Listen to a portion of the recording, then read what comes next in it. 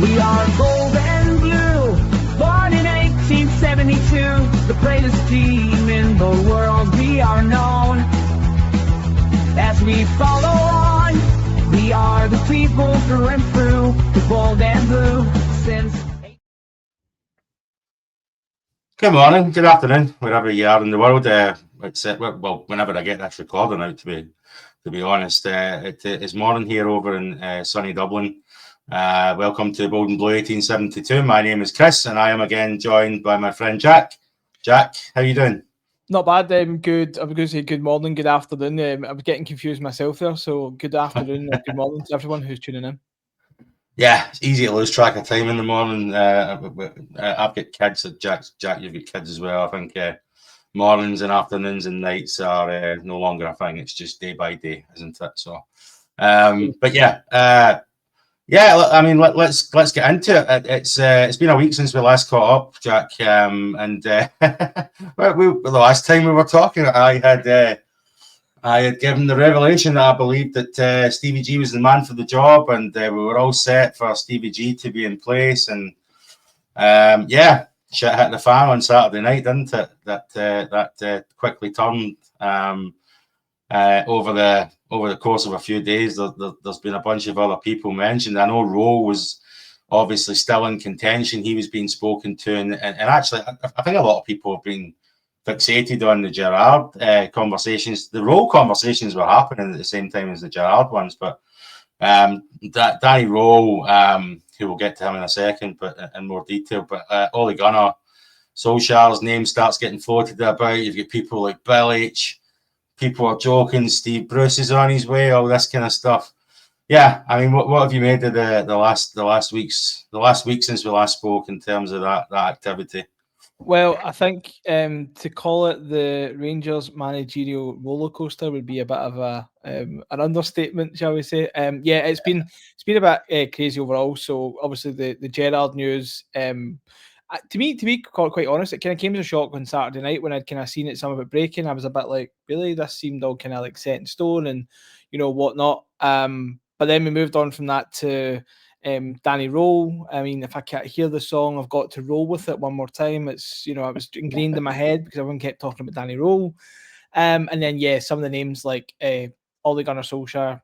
All I could think of was Ollie at the wheel. I was like, they can't be going down this road. And then the Slaven Bilic one was kind of an interesting one, but also I've seen a few people going, I'm not going to ask him a question at a press conference that could could get me into bother. So yeah, it was all a bit strange, and then kind of got to the point where I was like, I don't really know where this is going at all anymore. Yeah, I was getting a bit fed up, to be honest with you, Jack. Do you know what I mean? I want the right appointment, so I appreciate that maybe that takes some time, but it definitely, and like I said, I know they were talking to Danny Rowe at the same time as they were talking to Gerrard, but it did feel like they put all their eggs in one basket. And as soon as that went tits up, that was, they didn't really have a plan B, and that's what it felt like to me anyway. Some of the names that were just coming out of the blue were, and apparently some of them were legitimately being spoken to. So I don't know what to make of that, and I don't want to go off tangent and start talking about the guys that are making those decisions at the moment. But I think there's more evidence there that the guys that are making the decisions at the top are not fit for purpose. But time will tell on that front. I've covered that to death at this point. I think it's time to give them another opportunity and see how it plays out. But the one thing I was kind of taken aback by was that there doesn't. I know there's been rumours that McInnes has said he was happy at Hearts and all this kind of stuff, and he's given some interviews saying that he was committed to Hearts. But I just found that very peculiar that he didn't seem to have even been spoken to. I don't know if that kind of took you aback as well, but yeah, I thought that was odd.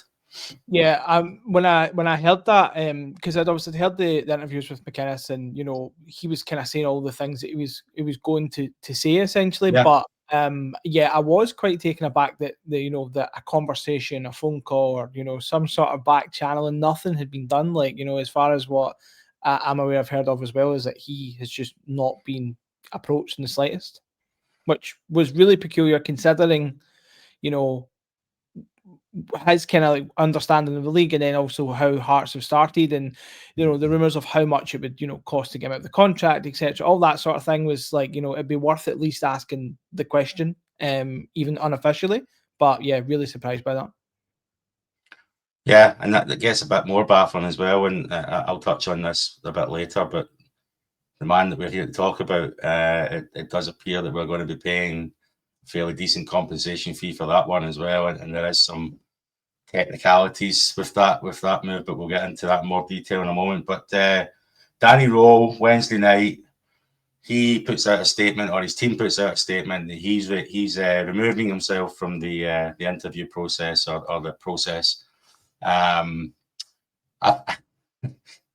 Danny Rowe removed himself from the Rangers job process. I found that, I could sit here right now and say, I have removed myself from the Rangers review process. The Rangers job process.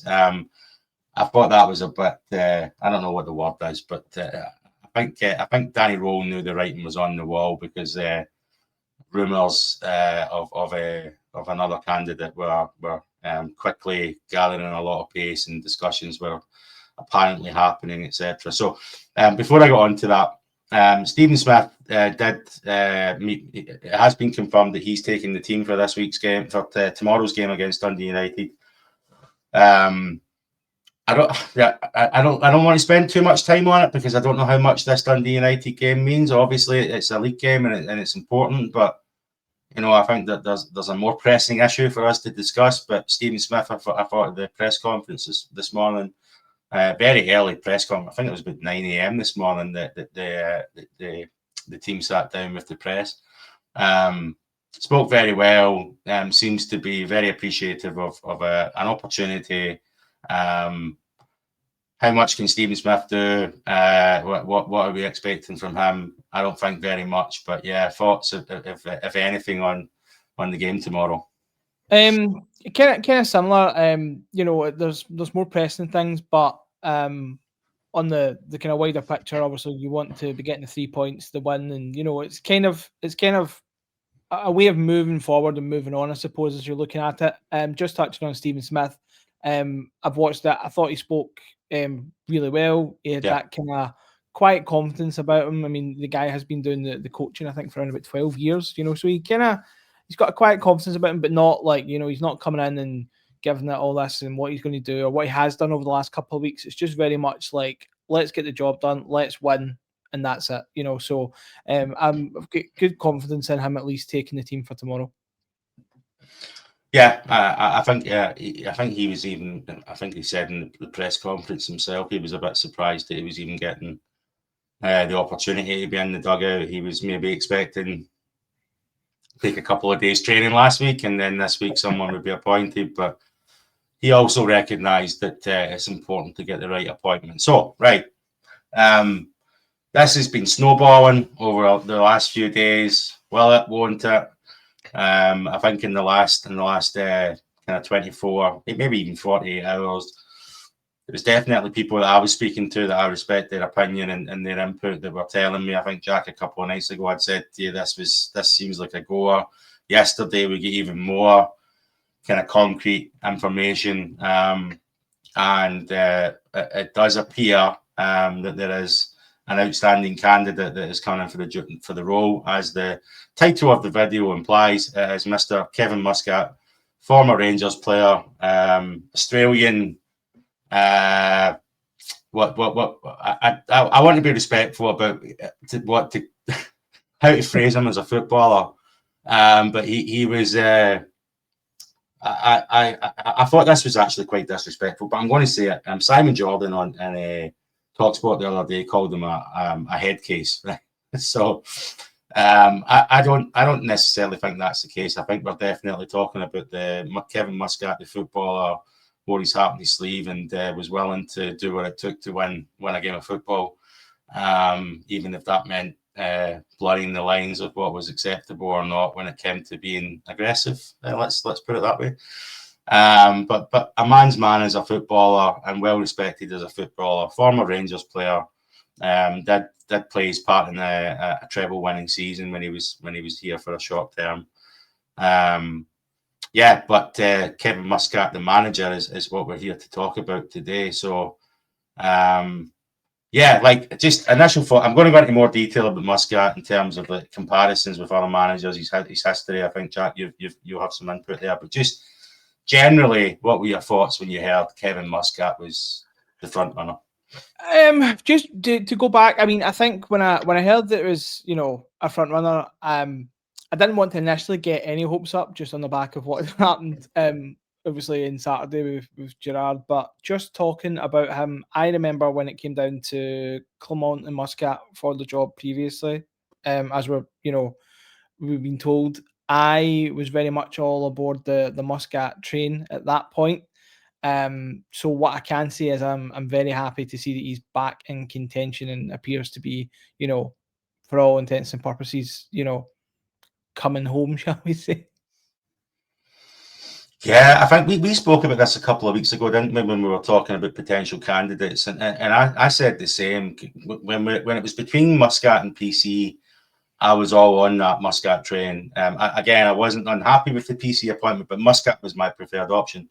And then on reflection, when I was looking back on it, was it too much about did I fall into that trap of believing he was the second coming of Ange? And actually, I wasn't sure if that was the right thought process for us to be looking for that. But in retrospect now, I've had more time over the last week to actually just sit. I was joking with Jack before we came on here. I think I've watched more Chinese and Japanese interviews, probably 6 or 7 hours of them in the last week. I've never probably watched a Chinese or Japanese interview in my life, but I wanted to clue myself up on Muscat and really kind of zone in on whether or not I believe this was the right appointment, or was I getting carried away like I believe some others that it is just about we believe he's the second coming of Ange. So, can I start with that, right? So Muscat his career is intertwined with Ange to a certain extent, right?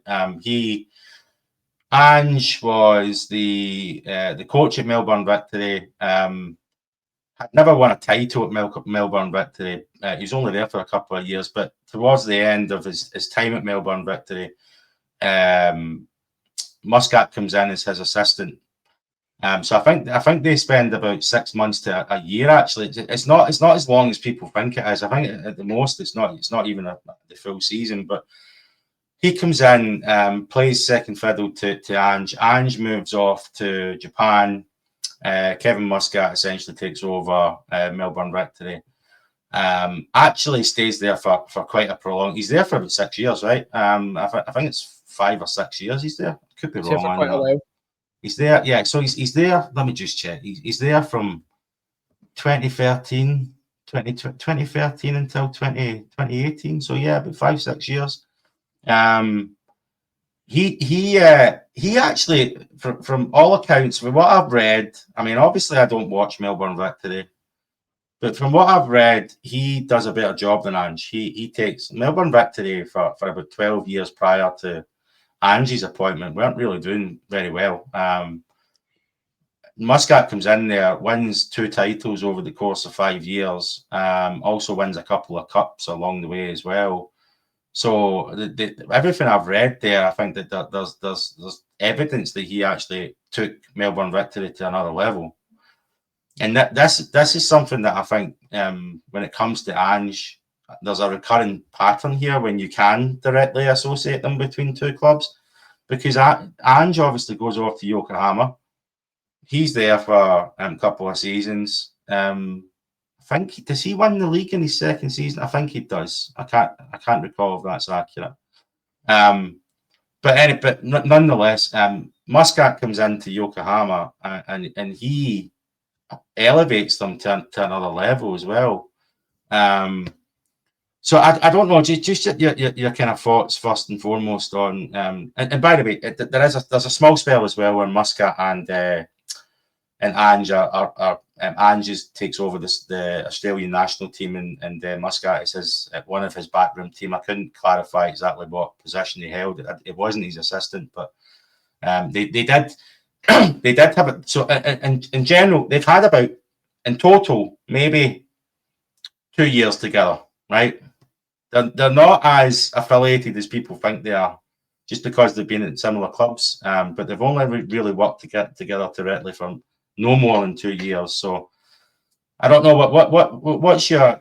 I mean, again, I don't expect any of us fans to watch much of Melbourne Victory or Yokohama for that. But your understanding of that relationship, like, how do you feel about it? Because I think a lot of fans are putting maybe too much credence into it. I'm not sure. Yeah, I think some of the terms I've heard is that people were calling the disciple of Ange and and whatnot. Yeah.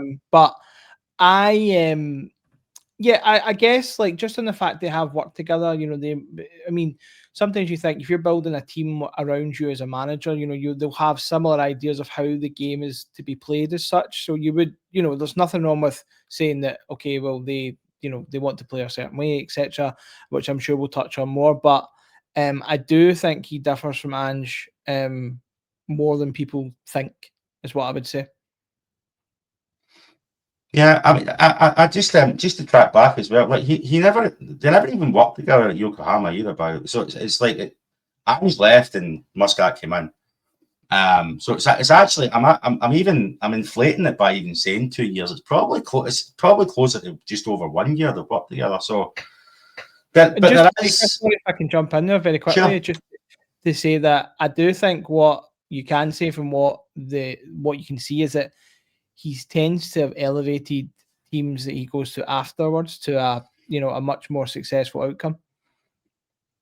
Yeah, so I mean, Melbourne, Ange wins nothing. So I'm reading notes here because, again, I'm not a Melbourne or Yokohama expert, right? So like I said, I've been doing a lot of work on trying to clarify in my own mind whether or not Muscat's the right man. Melbourne Victory, 6 years, 2 league titles, 2 cups.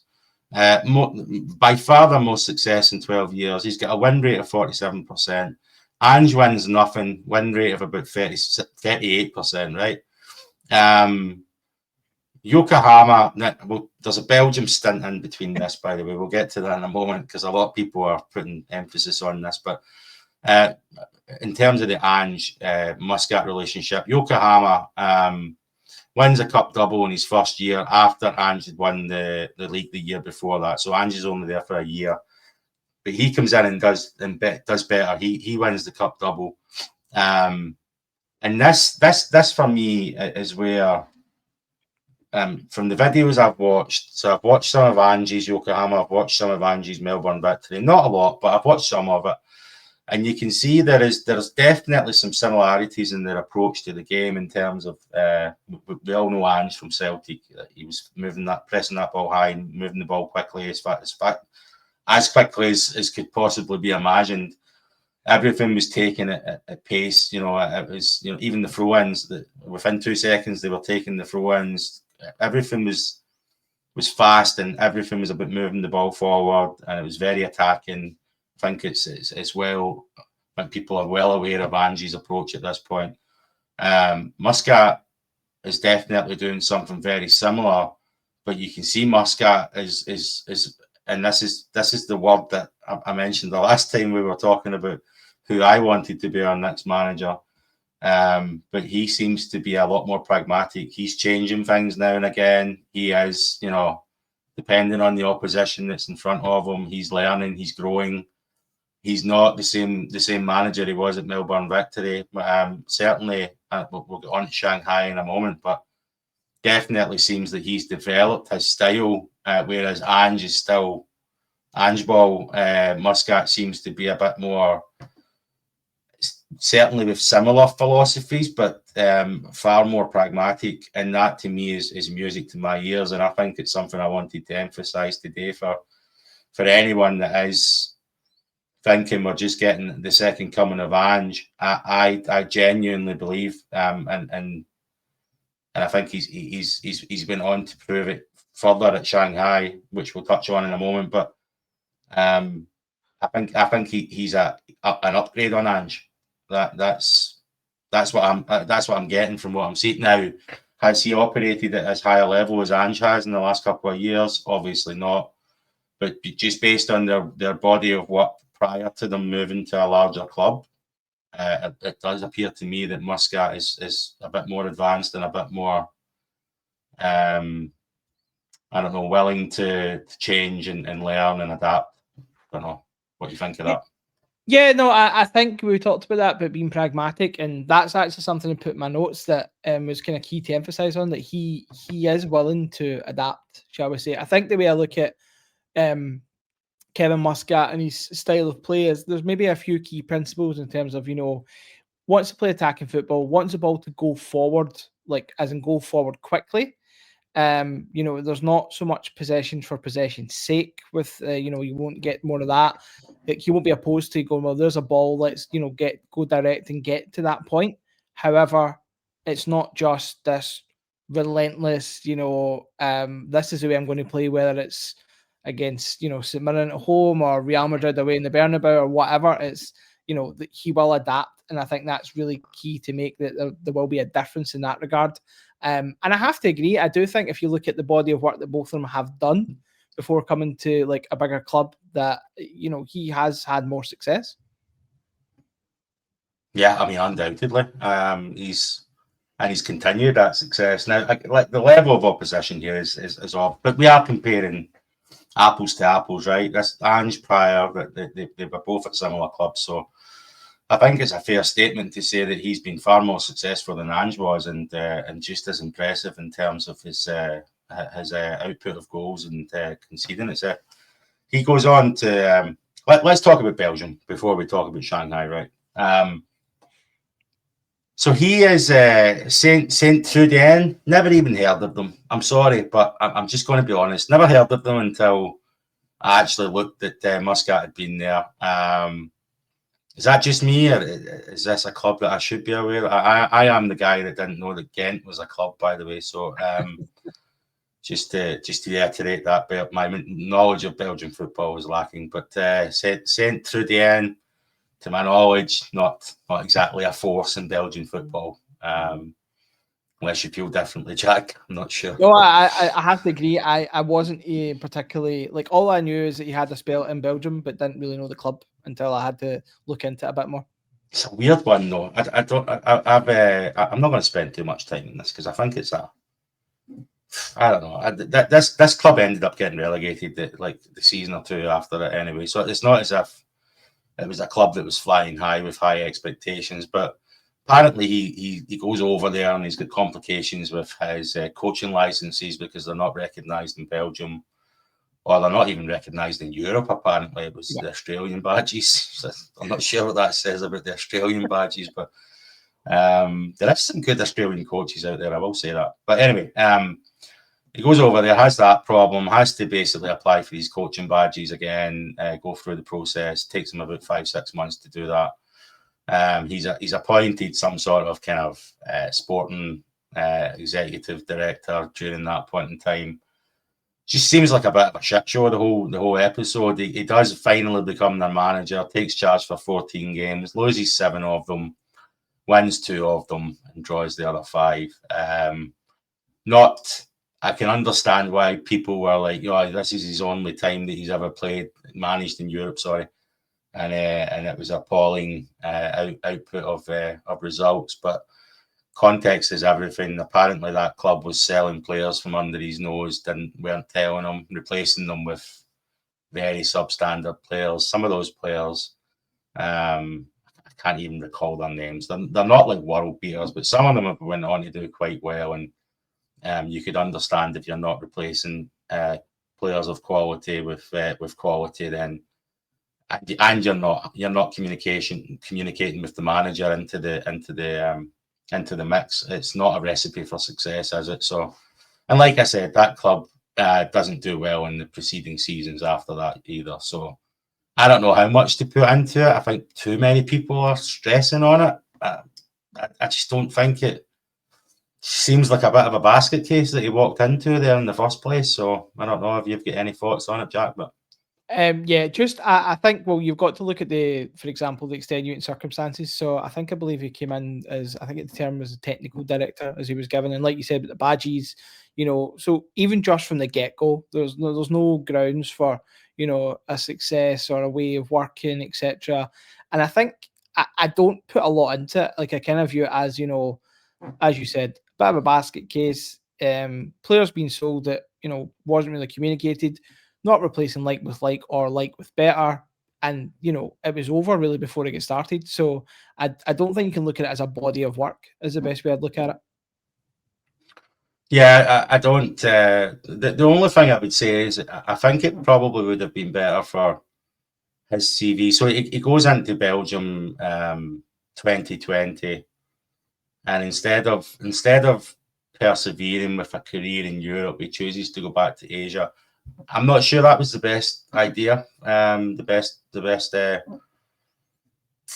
a CV perspective, was it kind of admitting defeat in Europe too quickly? I can understand why some fans might be concerned by that, but nonetheless, he does go on to further success. He moves over to Shanghai Port 2024, was it? 2023? 2024. So he plays in the 24-25 season, and he's obviously in the next season after that. Sorry, 23-24. Now he's in the 24. So this is his second season. Wins the cup double in his first season at Shanghai Port. By the way, Shanghai Port, I think a lot of people they're very famous for the club that Oscar went to from Chelsea, if you recall that.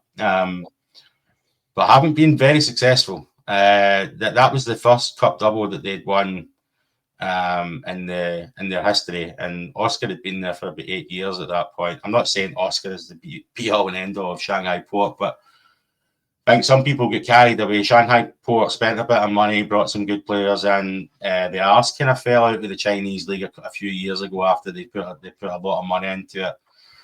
Shanghai Port were not as successful as people expected them to be after spending a lot of money. Muscat comes in. Now, granted, Shanghai Port did win the league the season before he came in, but he goes on to win the cup double. And then he's now in his second season there. He's actually, as we are talking, playing his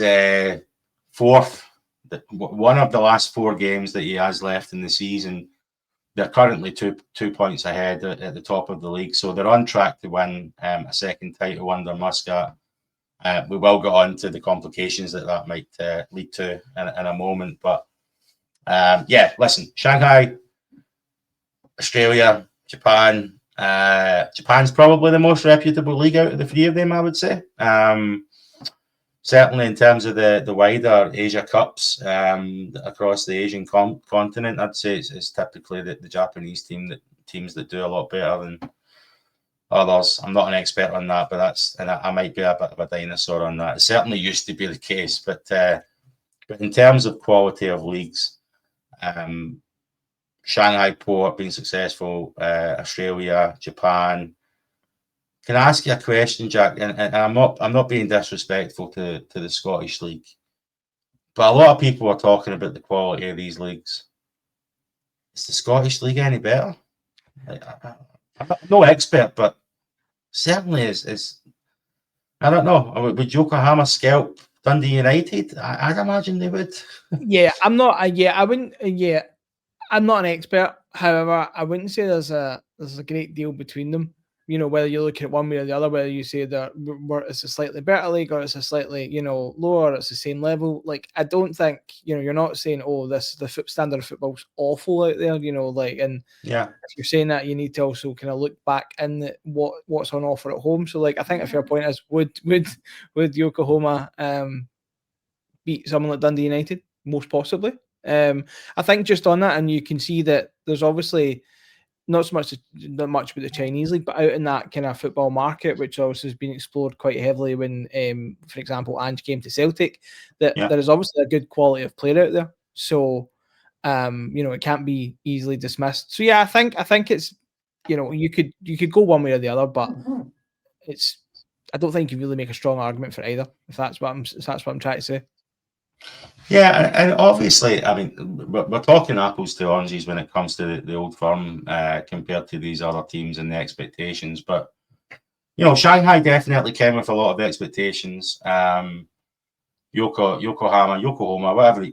I don't know if I'm saying it right. Yokohama definitely in prior years had a lot of expectations. I'm not sure if a lot of people know this, but they kind of stopped spending money for a few years, and it was actually just when just before Muscat came in. So certainly didn't have the strongest league in Japan.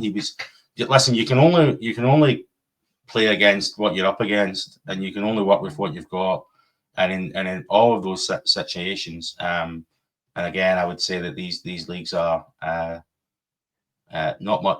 certainly not worse than the SPL, SPFL. So yeah, his body of work up until now, I can only conclude as being outstanding.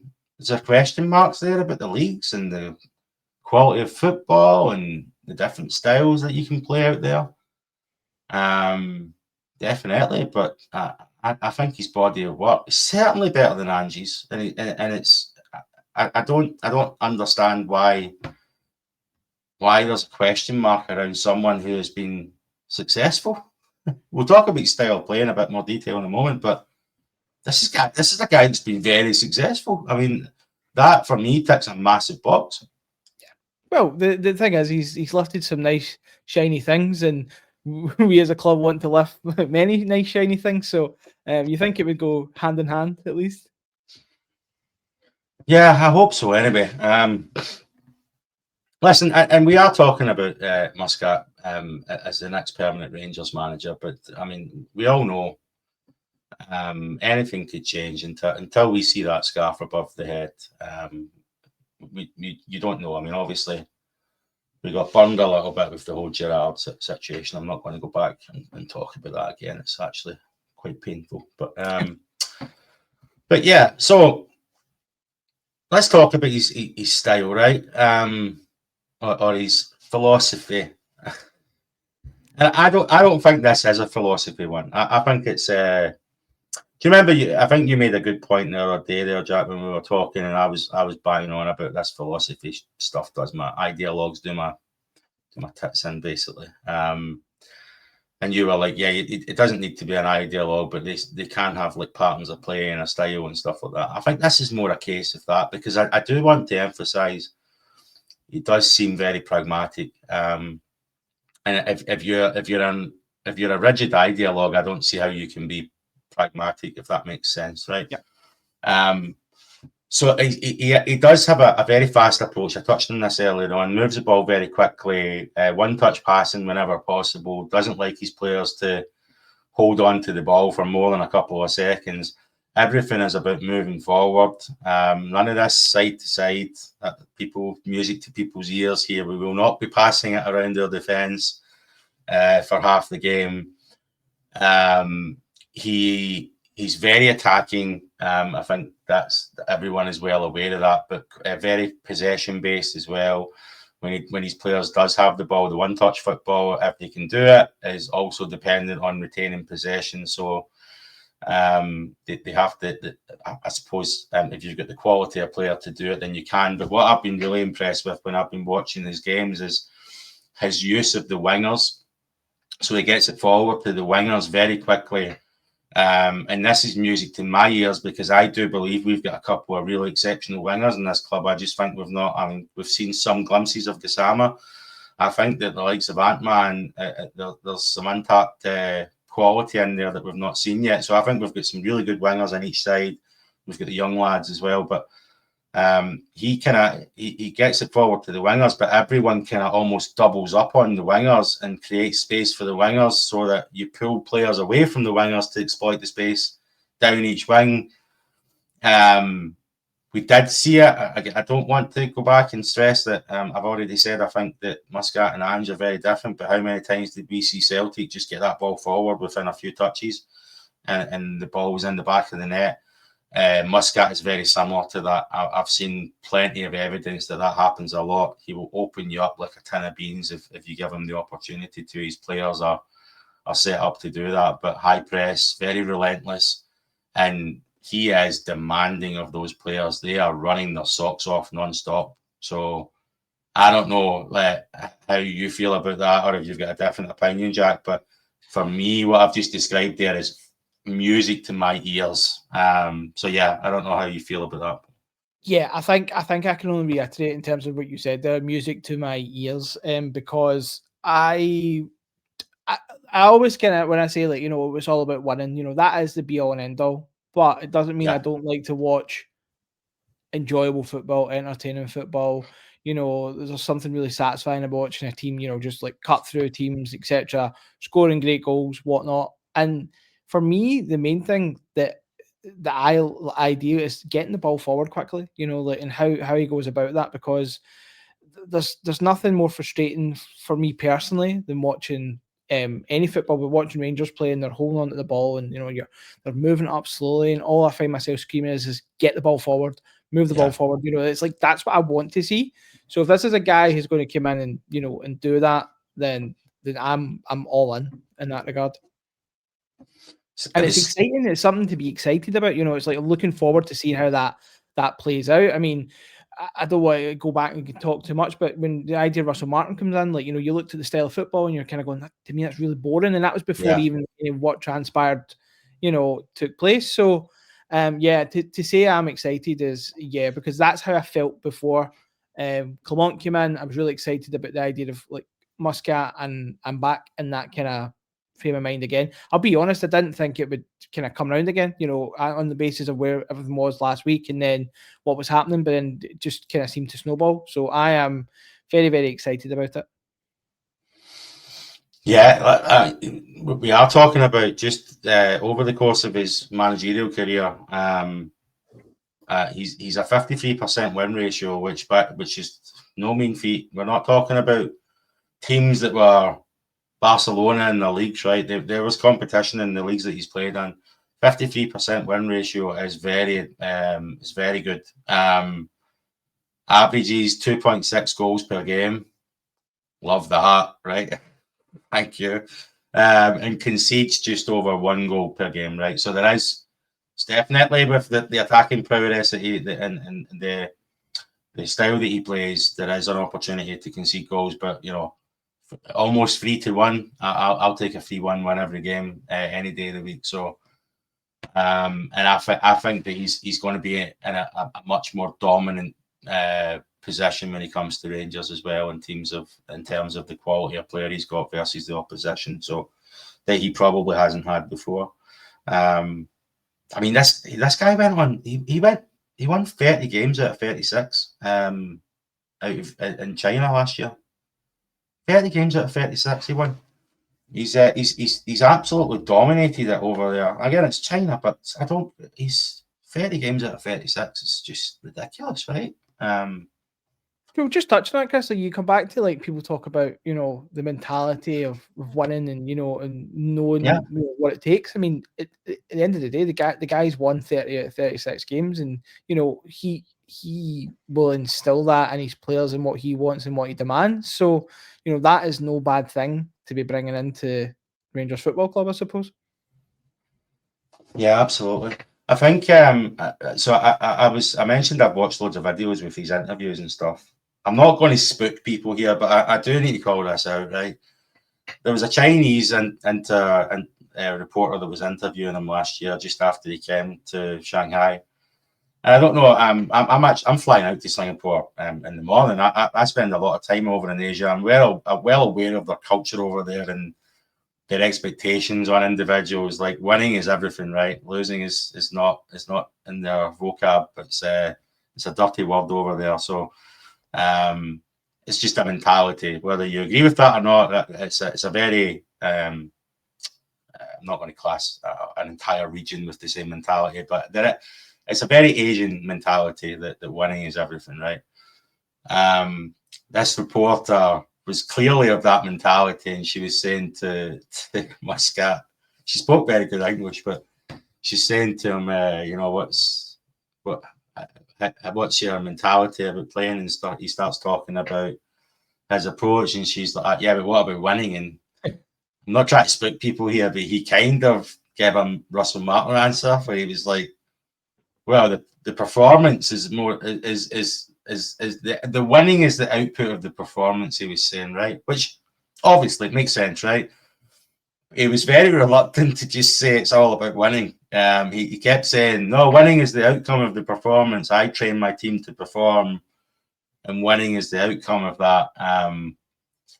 It did send a little shiver down my spine. I was like, oh, that sounds a little bit like someone we've just been listening to recently. So not to stress. Some other videos I was watching him on that training park, he was bawling people out when they were not utilising the space they were in, when they were not getting forward and attacking. He was on their case in a second. It's very funny. He's shouting at people, and you can hear the Chinese translator shouting at them in the background and stuff. But yeah, some of the players that he's worked with, they speak very highly of him. Of his own accord, an interview I seen him giving, it kind of similar to Ange actually. And again, I don't want to repeat that comparison, but it is similar. Where he says that he does try and keep his distance from the players. He wants to have a relationship with them where he's close enough to understand who they are and what they need as human beings. But he's kind of keeps his distance because he wants to. I suppose he wants to have that relationship where he could, but conflict of interest when you get a little bit too close to players. I can imagine it becomes a bit harder to kind of ball them out when you need to. And he definitely strikes me as the kind of manager that will ball you out if you're not pulling your weight. So yeah, again, just music to my ears. That I know. I don't want to spook people with that little bit about the winning, but everything else that I've been seeing and hearing from players has been so positive. I think just what you're touching on there about because I'd seen some of the training videos, and like he really was really invested in it, shall we say, and passionately putting his point across. But the fact that he's also working through a translator, now I know that's key to getting the right translator who's going to impact that kind of passion and whatnot, but that is communicating that via essentially a third party to then go back to the players, and that's where it's really important about getting the message across. There's been loads of conversations around previously that, maybe there was too much going on and too much information was being, provided to players under the previous management. So for me, that's also quite a really interesting point that he is working through a translator, not saying that they won't have an understanding level of English, but what I'm saying is the fact that there's going through that third party and his message is obviously still carrying over because, the teams are obviously performing and being successful. Yeah, no, and to be again, like just from my experience out there, like I think we're very accustomed in Europe to like most countries you go to, a lot of people speak English. It's not like that out there, So there is all the videos I've kind of watched. There is always a Chinese translator. Certainly in the Shanghai and the Japanese one, it was very similar. So I think. The man as well, the persona of the man intrigues me. I spoke to you the other day about Russell Martin not really being that kind of guy that I want to go for a pint with. Gerard being one. Muscat strikes me as a man's man, if for lack of a better description, right? I just don't imagine he's going to take much crap. I think he's had success. I mean, I know he's most well known for, obviously he played for us, but his time down in Millwall, down in England. But he did go over to the A-League and stuff, and he won a couple of titles over there and stuff like that. So he is a winner. He's had success. I think the mentality of the man just really appeals to me as the kind of man that I want as a manager. And I'm not here to bash Martin. We've done that enough, but they're chalk and cheese, and I think that the character of that individual versus the character of the last individual will resonate a lot better with our fans. Absolutely, 100%. Could not agree more with that statement. And I would just to say I would quite like to go for a beer with Kevin Muscat. That could be an interesting jaunt down the pub, shall we say? Yeah, apparently he's chilled out a lot as a manager, though. He's I suppose you have to, right? He can't be getting an eight game ban as a manager, which he's pretty infamous for that. I think it was it the A League that he got that, but he was yeah, he got an eight game ban once, but he's notorious for having a lot of yellows and reds throughout his career. But it just so listen, just to conclude, Jack, and I'll get your closing comments. I don't know if anyone can tell, but I am super excited by this one. I hope Jesus, it gets done right. I know we got let down last week, but this one does look very, very close. I was all on board the Gerrard train. I'm not retracting that change in my my mindset. But this one, to me, I was on board the Muscat train before a couple of years ago. I was questioning whether or not I should be again. Done a good bit of research on him, and I am super excited and confident that this is the right man for us. Now there is some issues with the last few games that he has to play over in China to maybe hopefully get that second title. After today, there'll be 3 more games. 22nd of November is the last day for the Chinese. Is it Super League? It's called. Yeah. So that is obviously 4 weeks away from now. A little bit over that actually. So we're going to have to wait. My opinion on this is a man that it's worth waiting on. I would much rather get this appointment and wait 4 or 5 weeks than bring in a bloody Ole Gunnar Solskjaer. Yeah, I said his name first time there. That's an accomplishment for me. Ole Gunnar Solskjaer. It took me about 3 times to spit that out the last time we were talking. But yeah, I would much prefer that than a Bilic who's been out of the game, and Danny Rowe, who is obviously no longer even in the equation. But this for all, by all accounts, from every metric I can look at it, is there some question marks about the quality of leagues he's played in? Of course, that's fine. This is a man that is successful, is a winner, is passionate, is the kind of man that resonates to me as a leader, and for me is worth the wait. We don't even know if that's going to be the case, but we're speculating that will be the case. But I am super excited about this one. I am all on board this one. So yeah, thoughts, Jack? Kind of close this one off. Yeah, I think the way I can describe it is excitement. So if I go back to obviously last time we were talking about Gerrard, and I can't say I wasn't excited about it. I was excited about it, but I was coming from the viewpoint of, someone who's been here, done it before, leader of men, knows the league, etc. However, this time I feel like it's different. Like there's excitement as part of the unknown almost as well. Like, because this is someone who, plays a certain way, but also, is a winner and, just has that kind of air about him. Like I feel like he carries himself in the right way. And, I'm just excited. Like I almost feel like I'm going back about 25 years and it's Christmas Eve. Like that's kind of how I feel about it, like in terms of the excitement. So yeah, I'm most definitely excited. I do agree.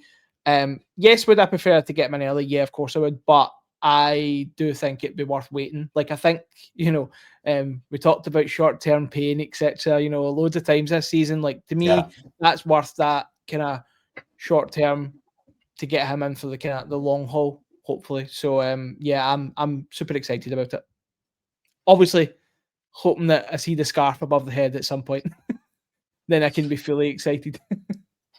Yeah, I don't want to be back here next week doing this again for someone else, honestly. But there is this apparently it is coming with a bit of a hefty compensation fee as well. He's paid quite well in China, which is no surprise. So that this is I've heard a lot of fans talking about why is it the same list, and I agree. Like, why is it the same list every time a new manager appointment comes up?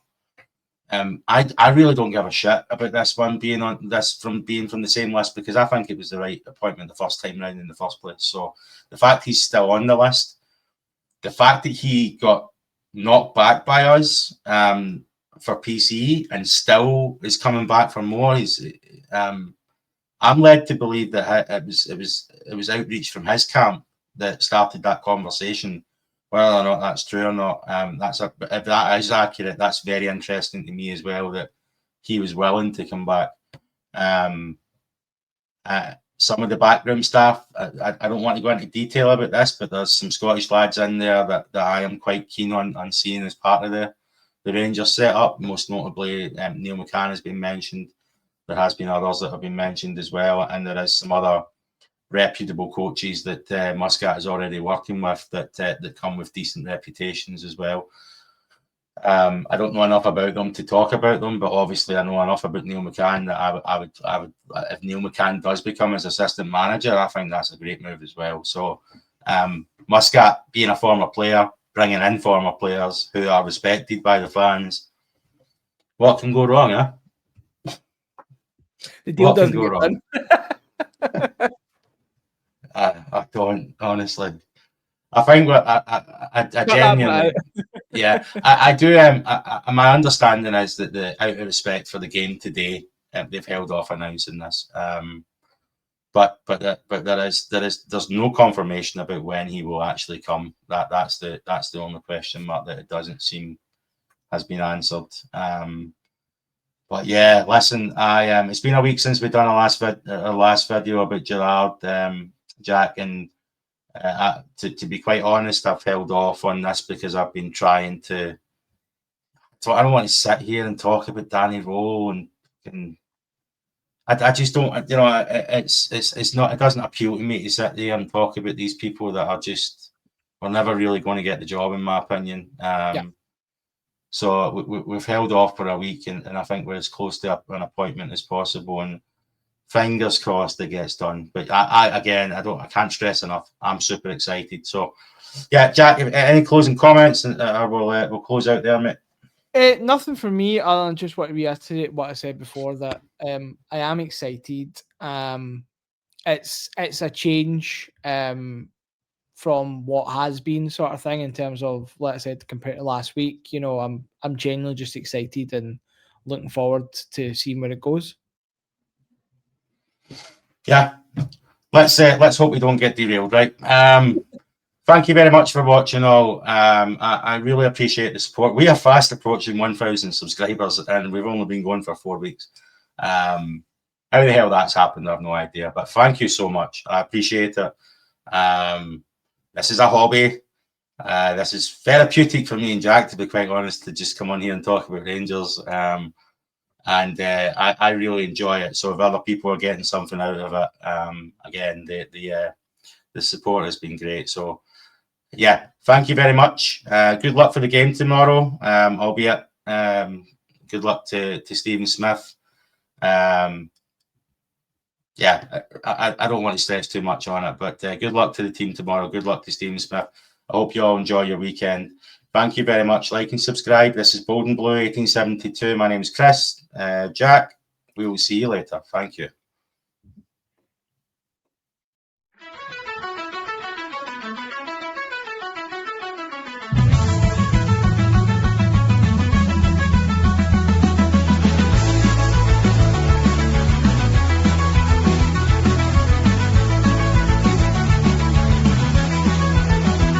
We are gold and blue, born in 1872, the greatest team in the world. We are known as we follow on. We are the people through and through, the gold and blue since 1872. With our hearts on fire, we rise to the call. Through the highs and lows, we'll never fall. Glasgow Rangers standing proud and true. Together we sing for the gold and